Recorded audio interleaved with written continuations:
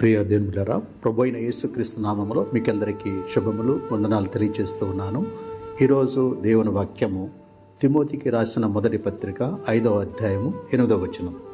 ఎవడైనను తన స్వకీయులను విశేషముగా తన ఇంటి వారిని సంరక్షింపకపోయినడలా వాడు విశ్వాస త్యాగము చేసిన వాడై అవిశ్వాసి కన్నా చెడ్డవాడై ఉండును. చాలామంది భక్తి జీవితం మరియు భౌతిక జీవితం వేరువేరు అనుకుంటారు. కానీ యేసుక్రీస్తునందు విశ్వాసం ఉంచిన విశ్వాసమైన మనము ఈ రెండు వేరువేరు జీవితాలు కాదని గమనించాలి. ఒకదాని మీద ఒకటి ఆధారపడి ఉంటుంది మరియు అలాగే నడుచుకుంటాం కూడా.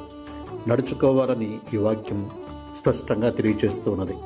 అందుకే పౌలు ఒకడు తన స్వకీయులను తన ఇంటి వారిని సంరక్షింపనేడలా అతడు అసలు విశ్వాసే కాదన్నాడు. ఎంత ఘోరమైన విషయం కదండి. ఆయన చేసిన త్యాగమును గూర్చి గట్టిగా నమ్మే వ్యక్తులమైన మనము ఆ ప్రేమను మన ఇంటి వారికి చూపకపోతే అది ఏం విశ్వాసం అండి కదా.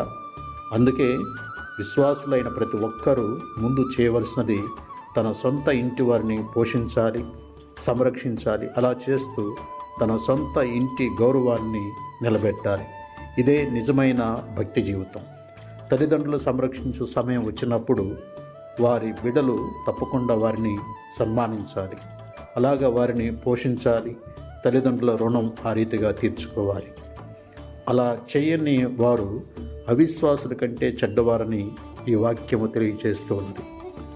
పరిశుద్ధుడా తండ్రి, మా స్వకీయులను సంరక్షించి పోషించువారం ఉండుటకు మాకు సహాయము దయచేయమని యేసుక్రీస్తు నామమున అడిగి వేడుకొనుచున్నాము తండ్రి.